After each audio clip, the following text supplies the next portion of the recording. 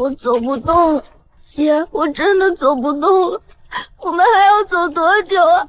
是不是要一直走到死？念念，乖，起来，不能停，停下来，差爷要打的。念念，撑住，爹对不起你们。老爷，别说了，是这世道对不起咱们。娘，念念，别怕，还有30里就到了。到了，姐做饭给你吃。姐，都这时候了，哪还有饭吃？有，姐说有就有。醉女还想吃饭？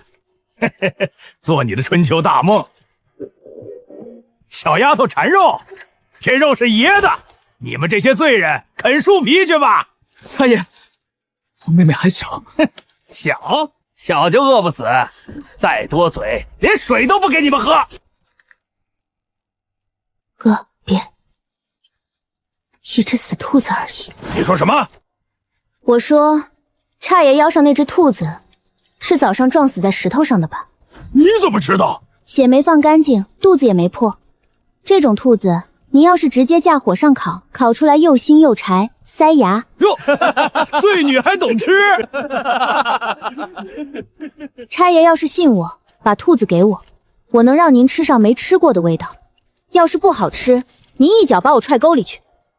我不吭声。押送罪犯10几年，什么样的囚牢没见过？可没见过哪个罪女敢这么跟我说话，不哭不闹，眼神稳得像是她才是发号施令的那个。你拿什么烤？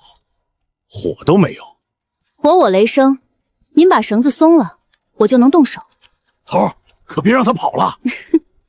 好，我爹娘兄妹全在这儿，我要是跑，您拿他们顶罪就是。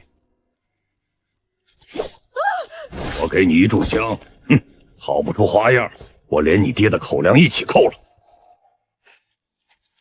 念念，过来，看见那片叶子发迟的草没有？去拔一把回来，要根。姐，那是野葱。那边树底下伞盖发秧，底下有圈纹的，采几朵，别碰白伞的。我帮你。哥，你去捡柴，要干的，枯枝最好，湿的冒烟。爹，您歇着，娘别哭了，吃不了肉。一家人就这样被我3言2语肢解的动了起来。这刀法也太熟练了。差爷，借您腰间的酒囊一用。我的酒就几滴，去腥，不好吃您回头打我。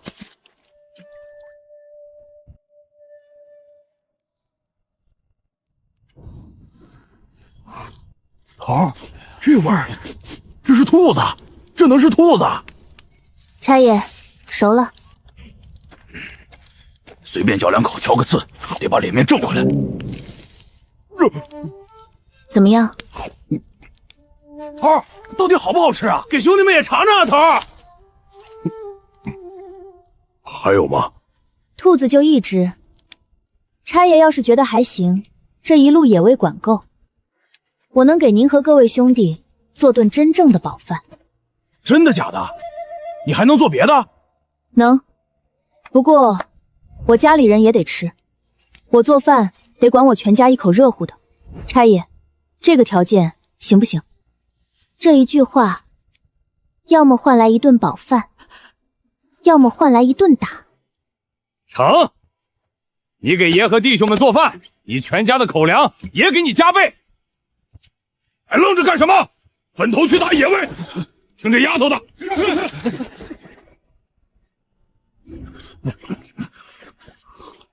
丫头，你叫什么名儿？苏锦离。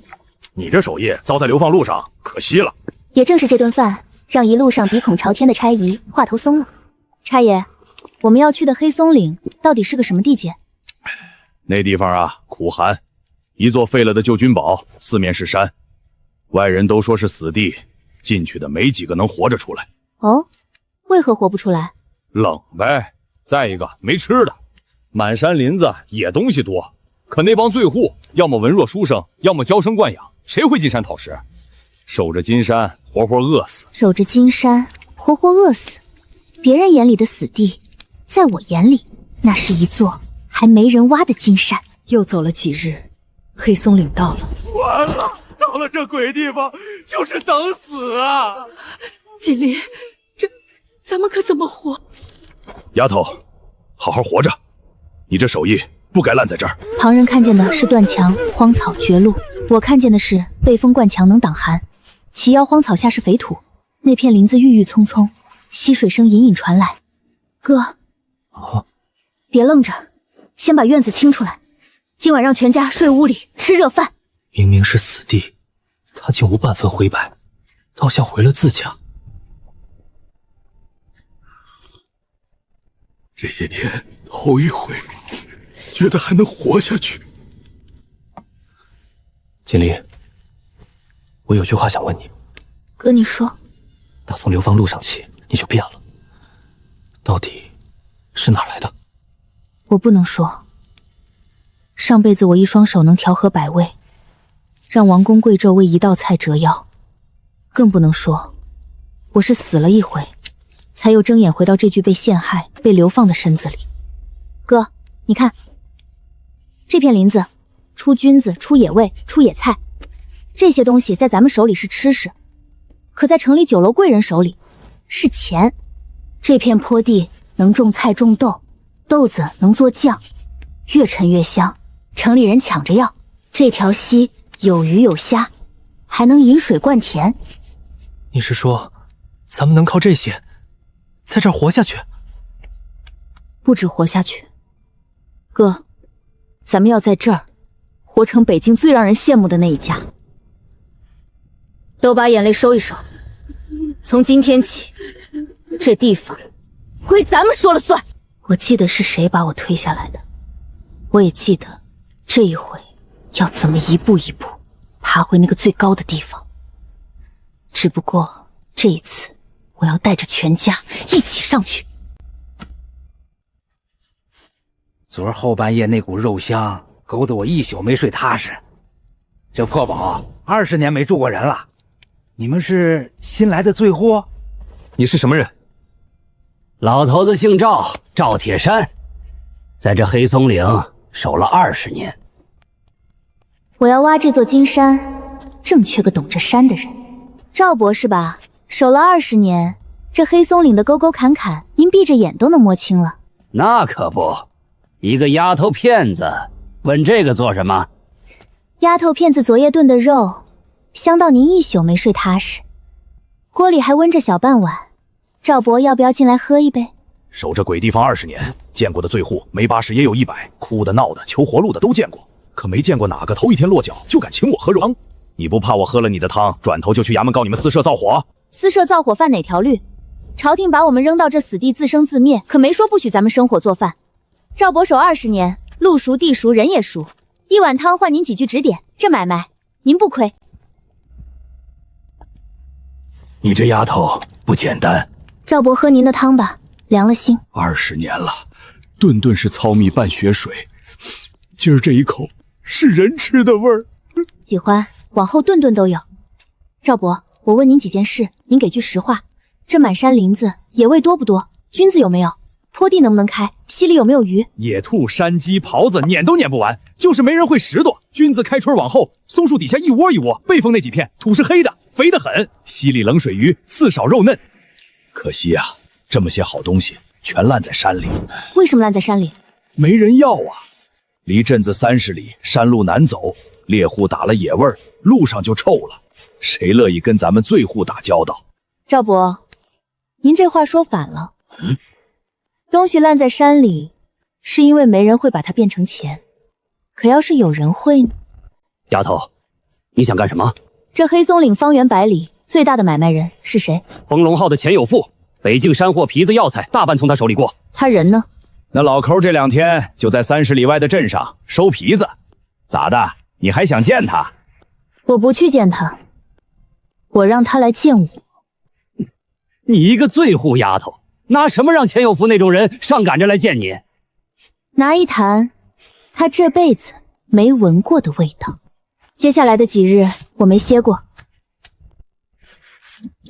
姐，你这是做什么？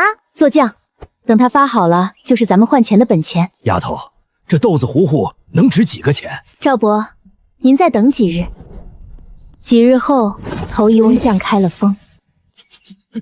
这是啥味儿？成了，赵伯，您托人捎话给钱老板，就说黑松岭的醉户丫头做的吃食能让他赚翻。他能信？他不信，可这味儿由不得他不来。3天后，风龙号的钱有福真的上了山。一个守堡的老瘸子捎话说，山上来了个醉户丫头，做的吃食能让我赚翻。这种大话，我听得耳朵起茧。这是什么？钱老板，等您多时了。这味儿，姑娘是陈酱，豆子发酵越陈越香，半年不坏。那是辣酱，吃一口就停不下。还有那边腌菜，走船走车都不怕颠。姑娘，这些能做多少？先别问我能做多少，北京缺不缺下饭好酱？缺，面军几万人，顿顿糙米，没滋没味儿。要是有这么一口酱，各州府酒楼大户抢都抢疯了。那不就结了？我有方子，有手艺，有这满山的料；您有路子，有车马，有销路，咱俩搭伙能不能成？可你是醉户，万一朝廷一道令下来，断了你这买卖，我这本……所以我只跟您一家做，独家供货。我的酱只走风龙号，赚了怎么分？我7，您3。姑娘，你这7-3，哪有头一回做买卖就要7成的？方子是我的，手艺是我的，料也是我从山里抠出来的。您出力出车，任您3成，不亏。可销路是我的，没有我风龙号的路子，你这酱再香，也只能烂在山沟里。是，所以我才请您来。可方子只有我一个人会，我今天能跟您做，明天也能跟别家做。销路天底下不止风龙号一家，可这酱天底下只有我一家。尝尝，尝完了您再跟我谈7-3还是6-4。我做了30年买卖，吃过的好东西不计其数，可这一口成交。姑娘，7-3就7-3，这买卖我做定了。钱老板爽快？不爽快不行啊！这味儿，我要是不拿下，今晚觉都睡不着。头一批货多久能出？10天。钱老板，往后还请多多关照。关照，必须关照。第1桶金就这么定下了。活了大半辈子，头回见着有人能把抠门出了名的钱有福3言2语摁得服服帖帖。丫头，你这脑子是怎么长的？赵伯，往后我这堡里，您乐不乐人？我一个跛脚老头子，您守了这山20年，比谁都懂它，我信您。成，老头子这把骨头给你使唤了。不过丫头，我得提醒你一句，你这买卖要是做大了，眼红的人就该来了。我想起了京城，想起了那个把我推下来的人。赵伯，您放心，该来的我都等着。果然，没等多久就来了。不过来的不是人，是一道令。姑娘，出事了！钱老板别急，什么事？城里新下发的规制告示，凡在外摆摊私设小灶、沿街售卖吃食的，全部监听摊位，收走器具，今后不准再做吃食营生。这不是断咱们糊口的路子吗？好不容易有点盼头，这令一下，我风龙号也不敢跟你做了。沾上醉户剑籍，我这招牌就砸了。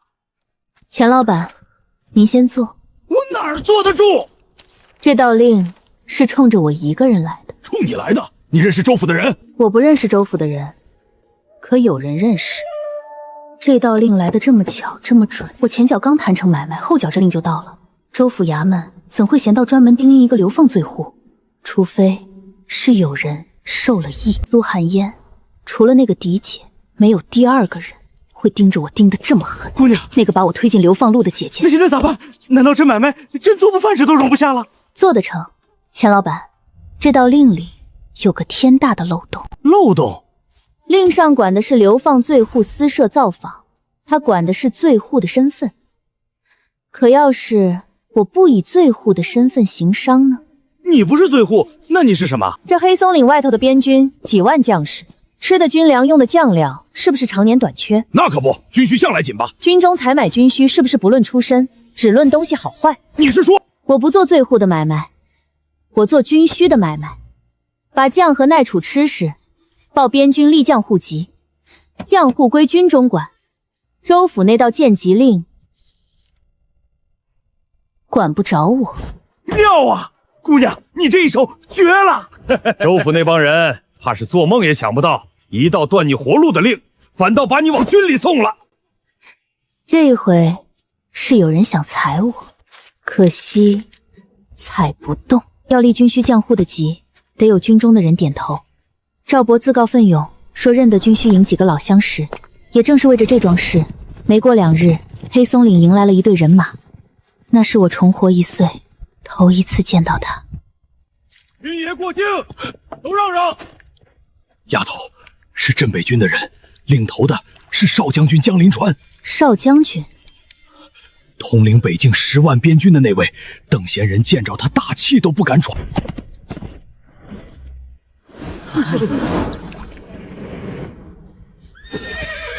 本是率军过境，并未打算停留，可不知怎的，目光落在那灶台前一个素衣女子，鬓边沾着草屑，额上戴着薄汗，白气氤氲。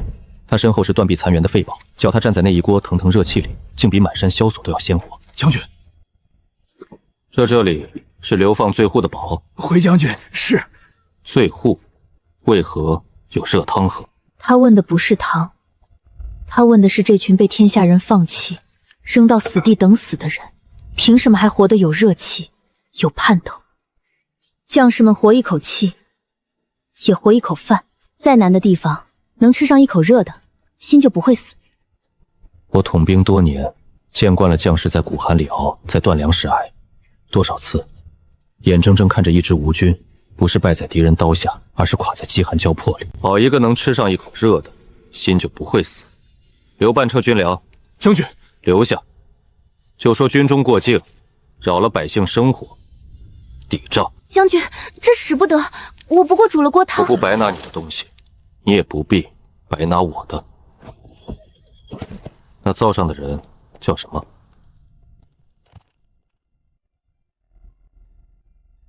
丫头，你知道你刚干了啥吗？少将军那是出了名的油盐不进，多少京城千金挤破头想见他，他眼皮都不抬。结果你一锅汤把人留下半车军粮，临走还问你叫啥名儿。锦离，那位将军好像对你有点不一样。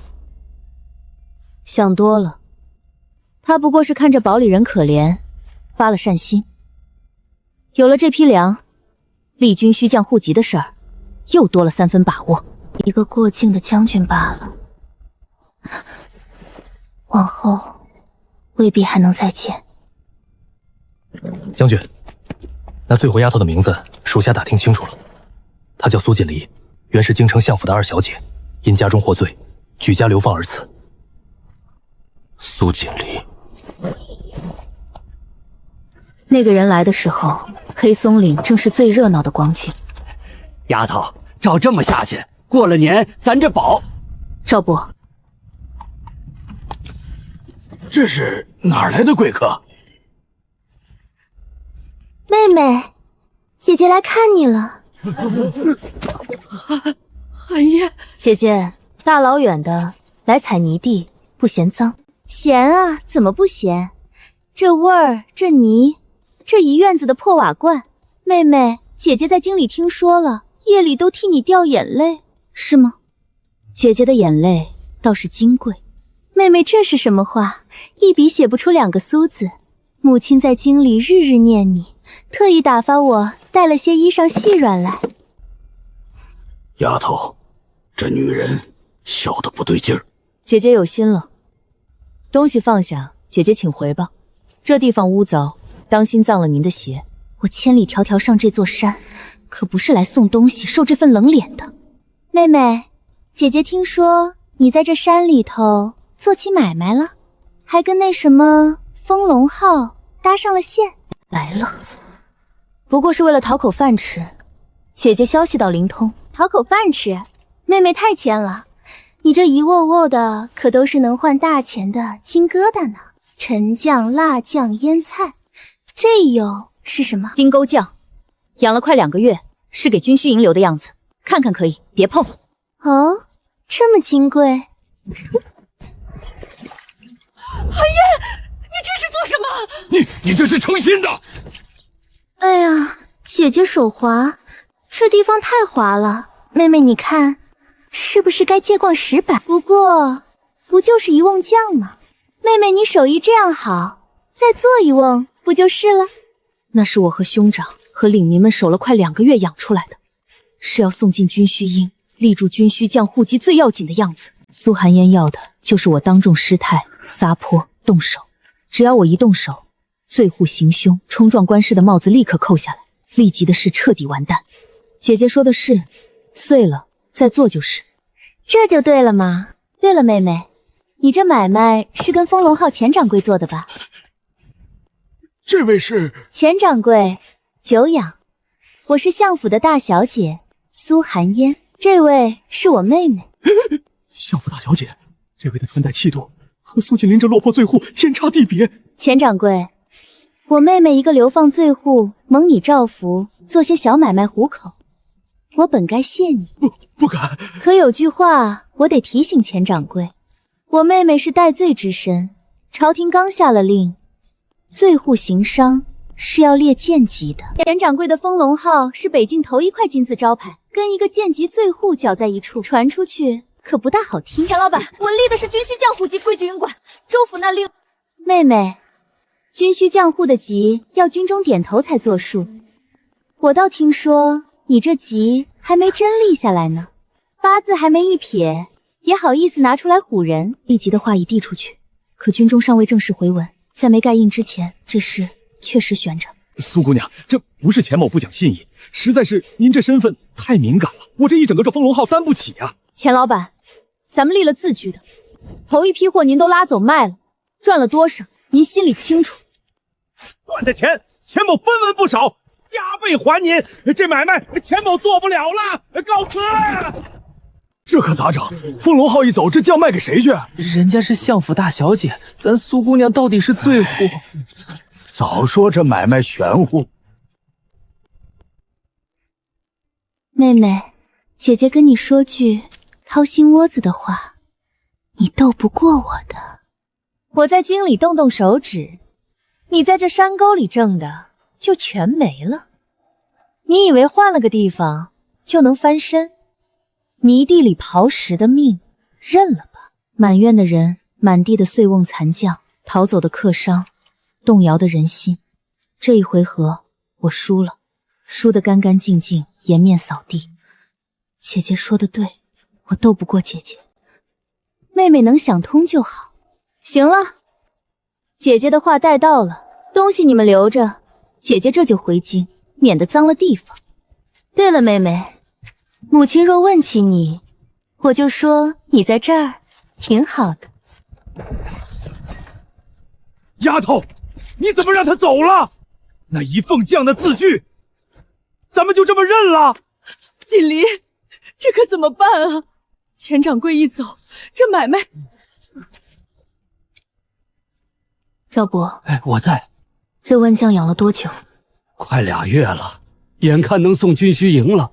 赵伯，这瓮将的账我记下了，还有那撕掉的字据，那动摇的人心，一笔一笔，我都记下了。这丫头没垮。丫头，那咱们接下来咋办？风龙号没了，酱卖不出去，这堡里几十口人还指着这买吃饭呢。赵伯，您还记得前几日过境的那位将军吗？江少将军，他留了半车军粮，说是抵账。他既肯留粮抵账，便是认我这灶上的东西。姐姐断我一条风龙号的路，没关系。他不会想到，我还有另一条比风龙号宽10倍的路。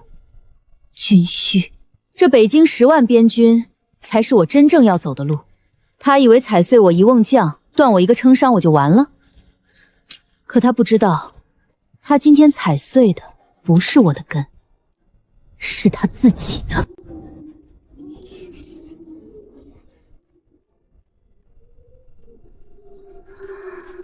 这一回是你赢了，可这一局还长着呢。姐姐，您踩碎的这瓮酱，我会让您连本带利，一分不少的赔回来。都快天亮了，还不睡？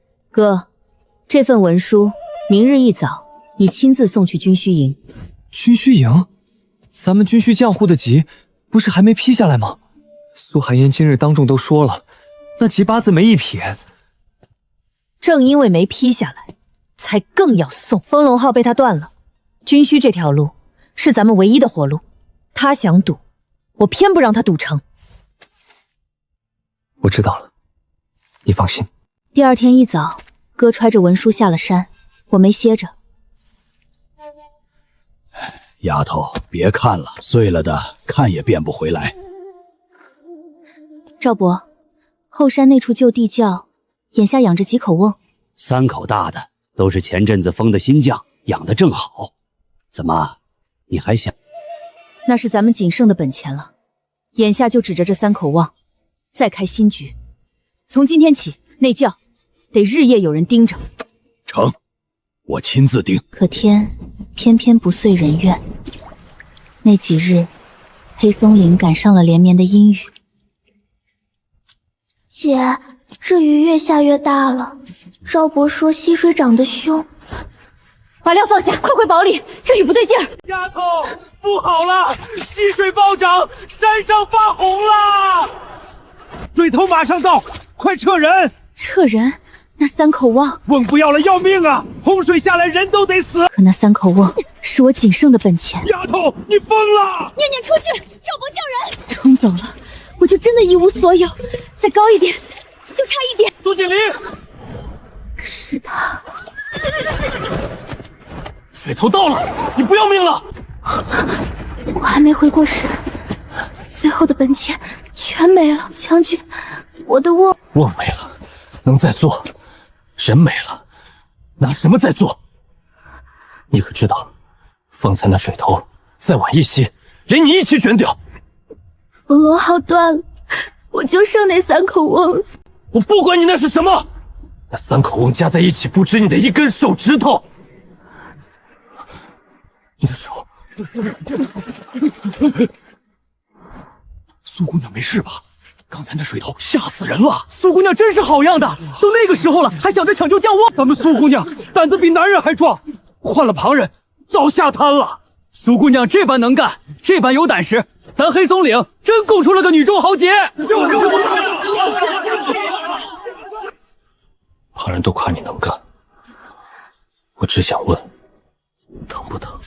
将军，不许哭，不就是一道伤？将军您方才是特意冒雨赶来救我的。路过，这后山是死路，将军路过到这儿可不容易。军需营的事，我来想办法。起来，雨地里坐着，仔心着凉。那一晚雨停了，他没走，他帮着安置受惊的领民，又派麾下兵卒连夜疏通西道，加固堡墙。喝碗姜汤驱驱寒。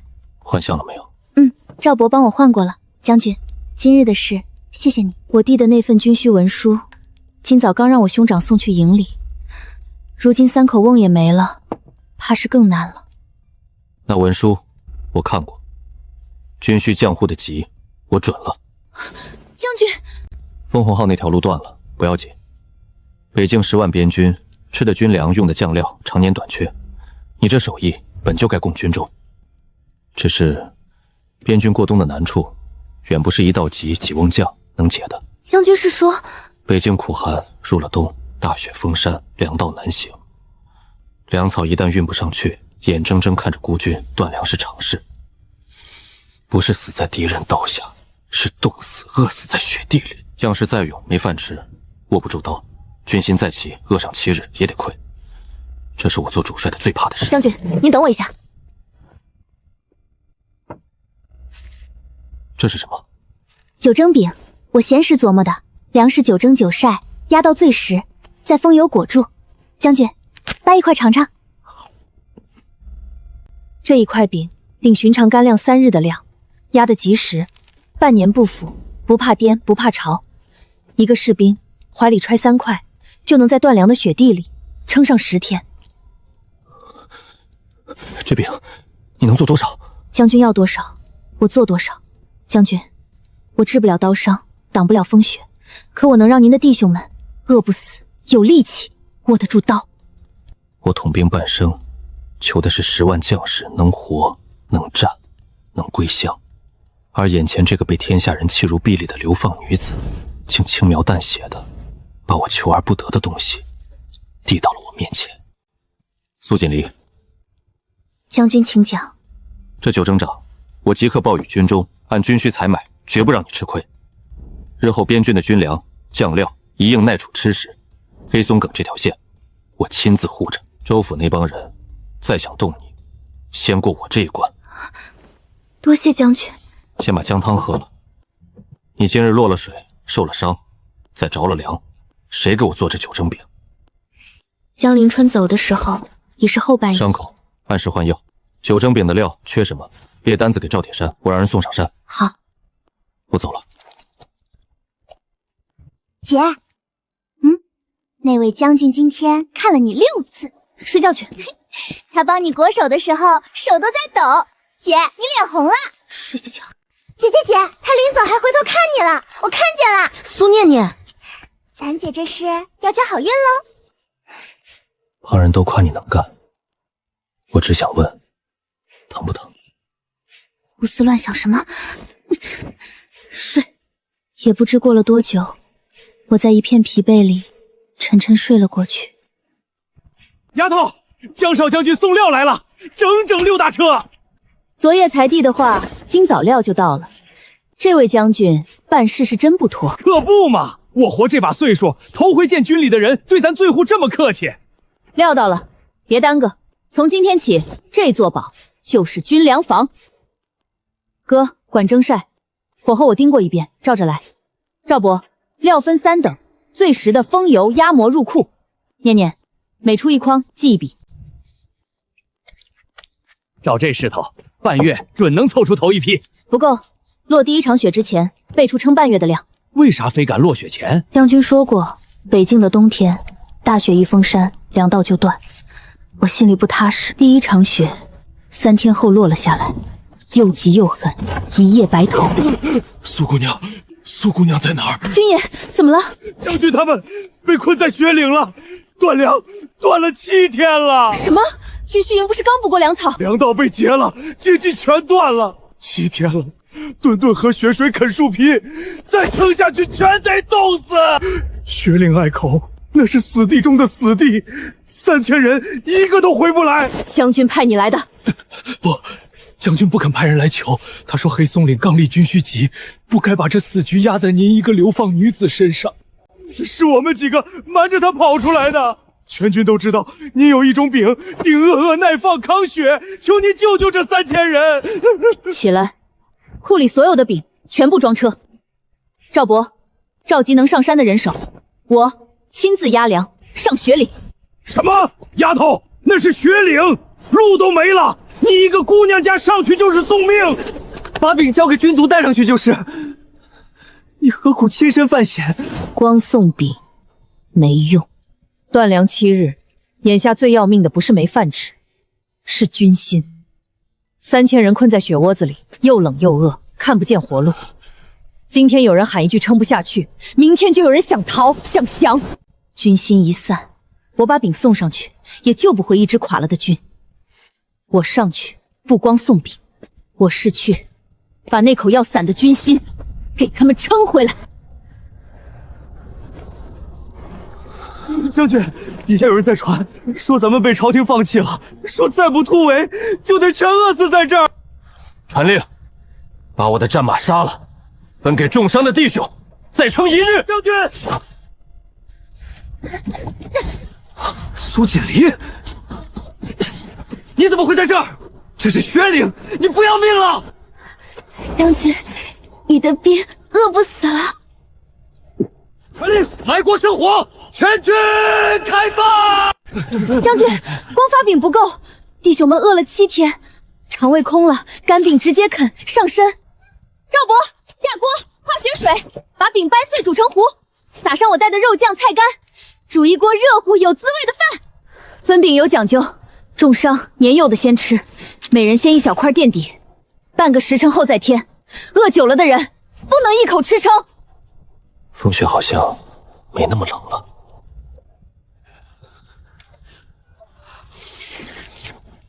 热的，有饭吃了，有热饭吃了，让重伤的兄弟先来。俺打了一辈子仗，从没人冒死送热饭，这碗是救命的饭啊！谢苏姑娘救命之恩。军爷们快起来，这使不得。苏锦离，以一己之粮活我3000边军于此地，此恩姜文长记下了。此恩镇北军3000将士记下了。将军言重了，我治不了诸位的刀伤，也挡不住这漫天风雪。我能做的，就是让诸位饿不死，有力气握得住刀，有心气打得赢仗，活着回家。诸位是守边境的英雄，英雄不该饿着肚子流血。这碗饭，诸位受得起？受得起！为了苏姑娘这碗饭，这一仗咱们也得赢，打赢他，活着回家。天地翻涌的东西再压不住了。当夜，援军赶到，雪岭之围解了，3000将士无一人因断粮而亡。今日多谢你，将军又客气。我不客气。我守北境这些年，最怕断粮溃营，多少次眼睁睁看着，却无能为力。今日是你替我解了这个最难的局。我说过，我治不了刀伤，我能做的就这一口饭。这一口饭够了。苏锦离，你今日上雪岭，来回奔波一整日，累不累？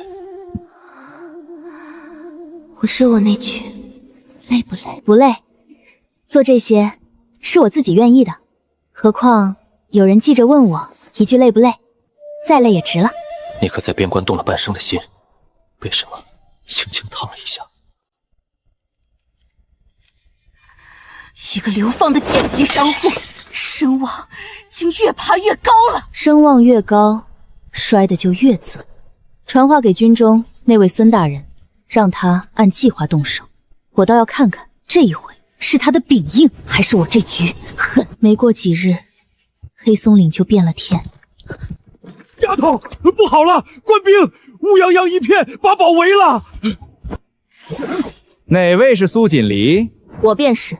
大人是军中粮道官孙弘。你的军粮致人中毒，本官奉命拿你下狱。什么中毒？苏姑娘的饼救了3000人，怎么可能有毒？哼，救了3000，毒倒7个，难道不是事实？来人，查封军粮方，所有货物充公，把人给我拿下！你们凭什么？凭这个，人证物证俱全，铁证如山。走！锦离，我的锦离啊！孙大人，我的饼救了3000人，你偏说毒死7个，这状子谁递的？哼，牢里待着去吧，到了公堂上自有你说话的地方。锦离，怎么办？3日后开堂，这是死罪啊！你信我的饼有毒吗？我当然不信，那不就结了？他们栽不死我。可人证物证俱全，那7个士兵真中毒了，这要怎么辩？7个士兵确实中毒了，但毒不在我的饼里。你的意思是，有人往军粮里掺真毒，再栽到我头上？哥，回去告诉将军，开堂那日，我要他把中毒士兵和军粮原封不动带到公堂，还有，请巡查使一并到场。苏锦离，你攻击雪岭的军粮，致7名将士中毒，2人垂危，可治罪。民女不知罪，因为这毒不是民女下的。事到如今还敢狡辩？这批军粮是从你黑松岭运出，士兵吃了你的饼便中毒，人证物证俱在，你还有何话说？我有话说。孙大人，民女敢问，这7名士兵是吃了哪一批饼才中毒的？自然是你送上雪岭那批。雪岭那批饼，3000将士都吃了，为何独独中毒7人，余下2993人安然无恙？这毒性有强弱，体质有差异。好，就算体质有差异，那民女再问，这批堂上封着的有毒军粮是从何处取来的？可是雪岭那批剩下的，正是从军中粮库取来，封存至今。军中粮库，也就是说，这批军粮从雪岭运回到封存取证，全程都经孙大人之手。大胆！本官秉公办案，岂容你血口喷人？是不是血口喷人，一验便知。将军，民女请求当场复验军粮。顾大人，事关3000将士军粮安危，理登当堂验明。准。诸位请看，银针一试便知。如何？毒证确凿。确凿，这饼里确实有毒，可这毒是后掺的。诸位请看这粉末，我的9蒸饼9蒸9晒，料只有粮油盐。这饼里的毒粉遇水即浮，是后来撒进去的，根本没经过蒸晒，更没揉进饼里。若毒是民女做饼时下的，早随9蒸9晒化进了饼里，绝不会这样浮在表面。这是有人在饼做好之后往里掺的毒。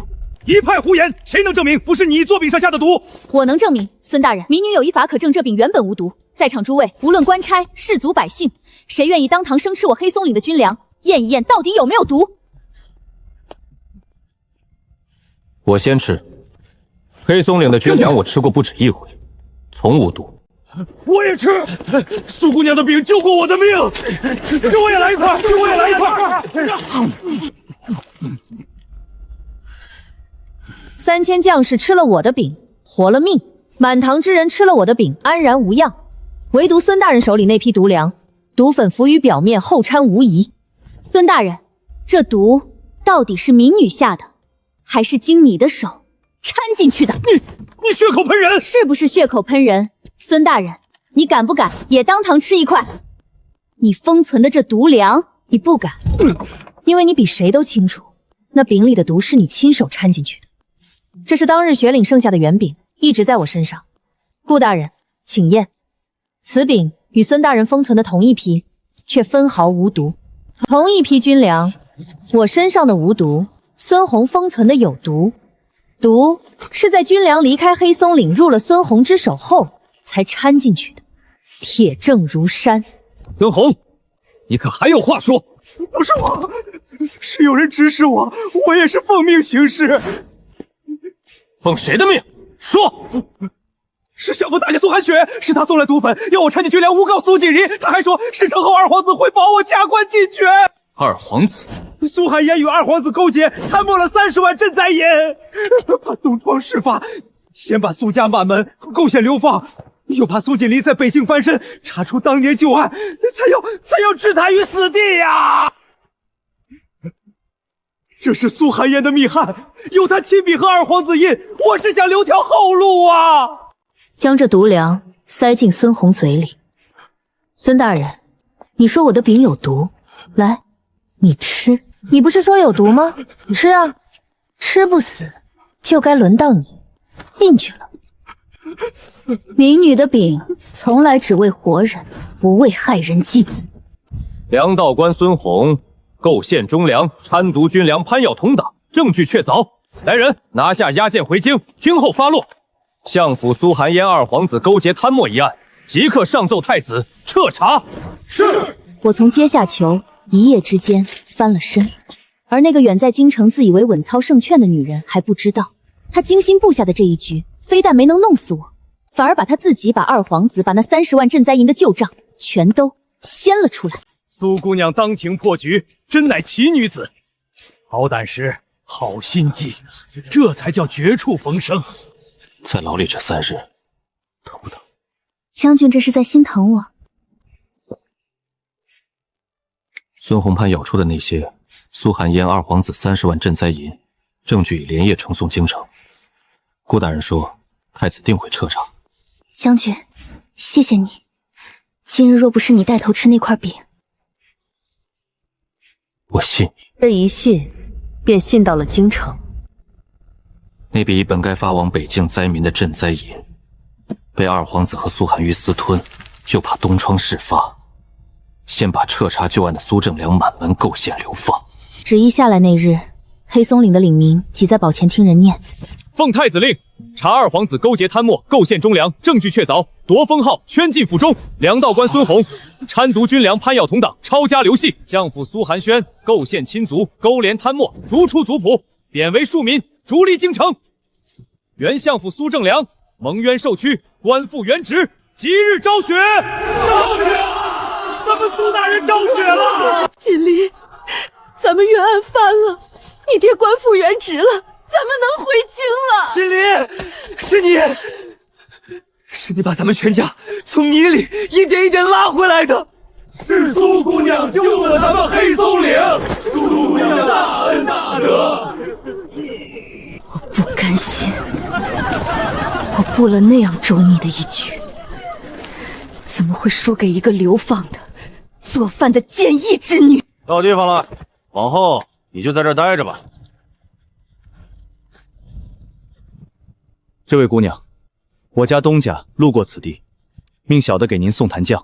苏锦，是苏锦离让你来的。姐姐当年踩碎的那坛酱，我替你补上了，慢用。苏锦离，你不要得意，你以为你赢了吗？我家东家还有一句话让小的攥给你，他说：“姐姐，泥地里的酱也是能养出回甘的，可惜你这辈子是尝不着了。”黑松岭这边却是另一番光景，苏记的名号彻底响了。苏姑娘，苏大恩人，上回是钱某瞎了眼，再给钱某一条路走吧。钱老板，风龙号的路我早不走了。苏记的酱，太后点了名要，各地商号排着队谈。苏姑娘，钱某知错，知错就好。念你身不由己，北三州分你一城。谢苏姑娘，谢苏姑娘。起来吧，做生意讲的是信，这回别再撕字据了。冤案翻了，产业旺了，苏家也该启程回京了。可启程那日，我却没动。娘爹，你们先带念念回京，接收宅院，打点就职。我留在黑松岭。翻案都翻了，你还留在这儿做什么？跟娘回京，咱们风风光光的。娘，苏记的根在黑松岭，我那坛酱还没养熟，走不开。由他吧，咱们锦离心里有数。苏家回京那日，京城来了人问我何日回京受封。太子有意要赏这位奇女子一个诰命，我却让人捎了句话回去。回京做什么？我那坛酱还没养熟，走不开。这位苏姑娘倒是个妙人，旁人挤破头求的教命荣华，她一句酱没养熟就推了。殿下，臣听说镇北军卫江少将军近来频频往黑松岭跑。哦，这1个月，江少将军亲自押运军需往黑松岭跑了7趟。7趟，军需采买，何须主帅亲往7趟？看来黑松岭那坛酱没养熟，某位将军也走不开啊。太子说的没错，黑松岭的军粮房里，这些日子天天能见着那道玄色的身影。将军，军需的单子，昨儿不是刚结过？今日来补一笔。补什么？辣酱，军中弟兄爱吃。将军，辣酱你上回才买了50坛，不够。前日又添了30坛，还是不够。将军，镇北军10万人，人均3坛辣酱，你们军中的辣酱堆得比宝强还高了。备战。备战？备这么多辣酱？开胃。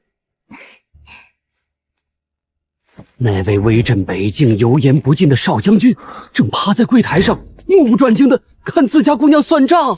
将军，你的辣酱。苏锦离，你家里人都回京了？是。你一个人留在这儿，忙里忙外，起早贪黑，习惯了。你做的饭能喂饱3军，可这3军里从没人问过你一句累不累。将军，以后这句话我来问，1天3遍。我守了半辈子的边关，江光剑影，风霜雨雪，什么都不怕。如今我只想守你这儿半尺灶台。将军，你……我知道你刚翻案，百废待兴，顾不上这些，我不催你。这是你头一回送的样酱，山洪冲了酱窖，我留了一坛，留了快1年了。那是我以为早已被山洪冲毁，再寻不回的东西，他却悄悄替我留了快1年。我不懂那些弯弯绕绕的话，我只知道，我守边关，你守灶台，往后我守着边关，也守着你。行不行？你不宜现在答，我等你，等到你那坛酱养熟为止。对了，改日我抬8太聘礼，登门提亲，你哥拦不住，你也别想躲。姑娘，少将军他这是跟您提亲呐。我想起山红那日的疼不疼，想起雪岭那晚的累不累，想起今日柜台前那句守你这半尺灶台。姐，我可全看见了，少将军今天又来啦。睡觉去。他是不是跟你说什么了？你脸怎么这么红？苏念念，哎，我问你，他到底问你什么了？我想起那句一天3遍的累不累。念念，你问我，他问我什么？他问我累不累。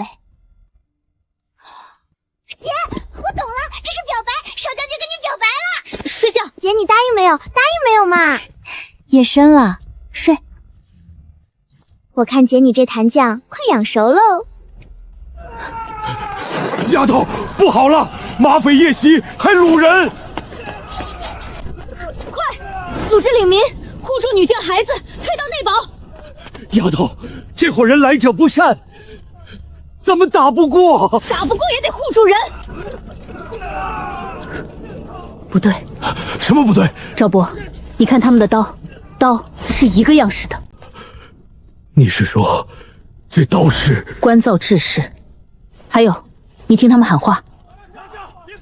真马匪说的是北京的土话，可这群人一口的京城官话。关造的刀，京城的话。赵伯，这哪是什么马匪？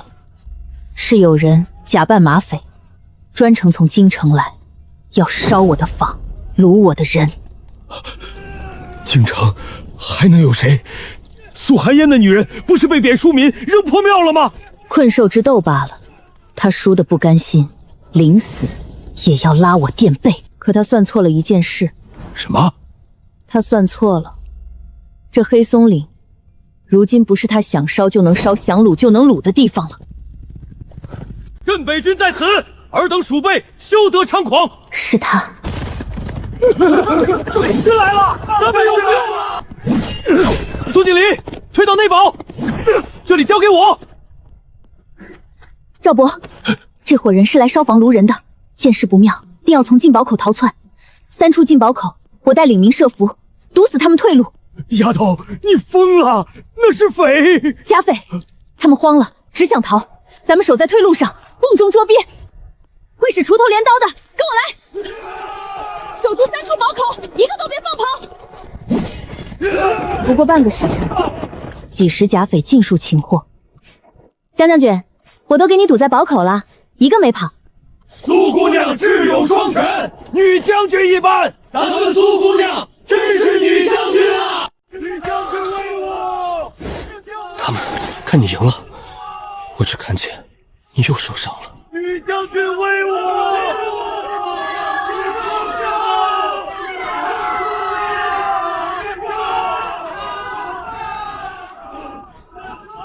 将军，就一点皮外伤。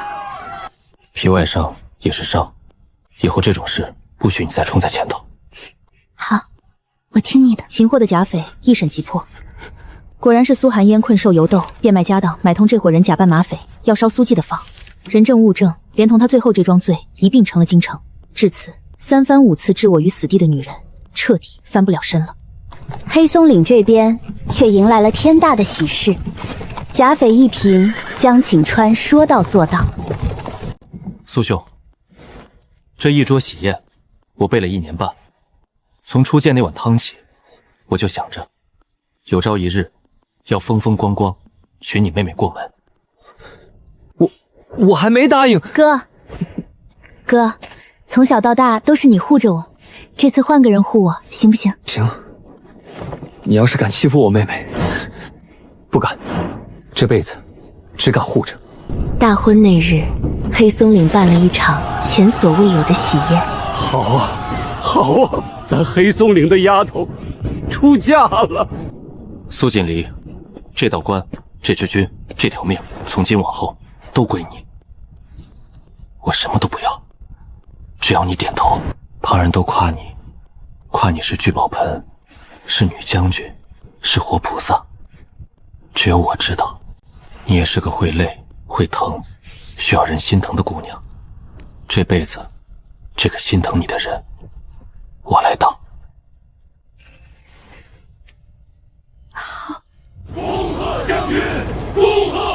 漫天火光里，这个曾被天下人弃如皮玉、扔进死地等死的流放女子，与这个守了半生边关、冷了半生心肠的少将军，在这座他亲手从死地里挣出来的人间，结成了夫妻。这位太子心腹，自打查案起，就总往黑松岭跑，一来二去，竟和这活豹小姑娘看对了眼。苏夫人当年第一弹将就是卖给我风龙号的，那眼光，那手艺。夜里风凉，将军今日可还有什么话要问我？累不累？不累，将军在就不累。不许再叫将军，那叫什么？夫君。好，夫君。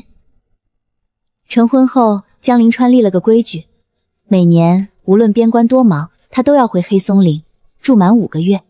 头1年回来，他立志要学做饭。夫君，你统领10万大军，运筹帷幄，怎么连五谷都分不清？兵法我练了20年，这锅我才练第1回。罢了，你守你的边关，灶台还是归我。再来，我学会了，往后换我做给你吃。日子就这么一年一年过了下去。3年后，苏记的招牌开遍了北境，领民们家家盖了新房。赵铁山被取荐做了黑松岭的镇长。我回京受了诰命，却仍把根扎在黑松岭。将军，您坐会儿。坐不住。他疼不疼？他累不累？夫人生孩子哪有不疼的？那就快进去帮他，他一个人在里头疼怎么办？恭喜将军是个小公子。疼不疼？哪还难受？夫君，看看孩子，像你，明明像你，为何叫岭？黑松岭的岭，这地方旁人说是埋骨的死地，可你把它变成人间的人间。我想让他记着，他娘是从这片山里亲手挣出一片天的。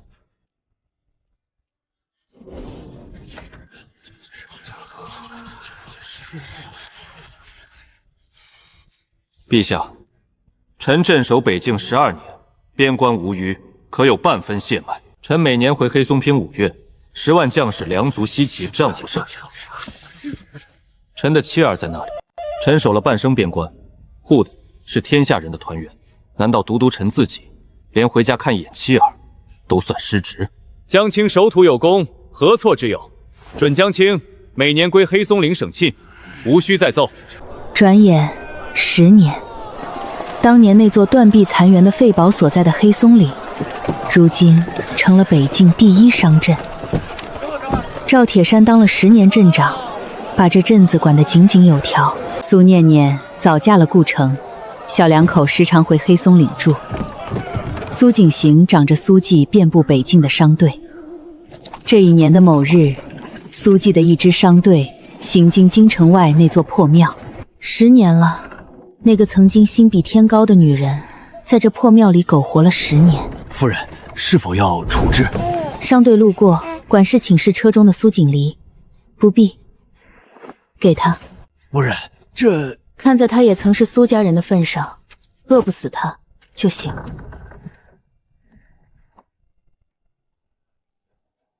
看这镇子，在看什么？夫君，你还记得吗？10年前这儿还是一座谁都不愿来的死地。记得，我头一回见你，你站在那堆火前煮着一锅汤，你说能吃上一口热的，心就不会死。锦离，当年把你扔到这破地方，你恨不恨？恨，恨自己没早点来。我也想过，若是早几年，我就路过黑松岭，见着那灶前的你，该多好。夫君，你看这一砖，这一灶，这满镇的烟火，都是我亲手挣回来的人间。锦离，我跟你说句话。你说。下辈子我不当将军了，就守着你这口灶，给你当个伙夫也行。那可不行，你那手艺，煮一锅菜，糊一灶台，我可不敢吃。那我就慢慢学，学到你肯让我下厨为止。学一辈子。学一辈子。爷娘，赵爷喊吃饭啦！姐、姐夫，外孙都饿了，就等你俩了。来了。走，回家。夫君，今儿你还没问我呢，累不累？不累，有你在，这一辈子都不累。那光一路向北，照向边关；一路向南，照向京城。照着这片曾被天下人唤作死地，却被一个流放女子亲手煮成的人间烟火，长鸣不息。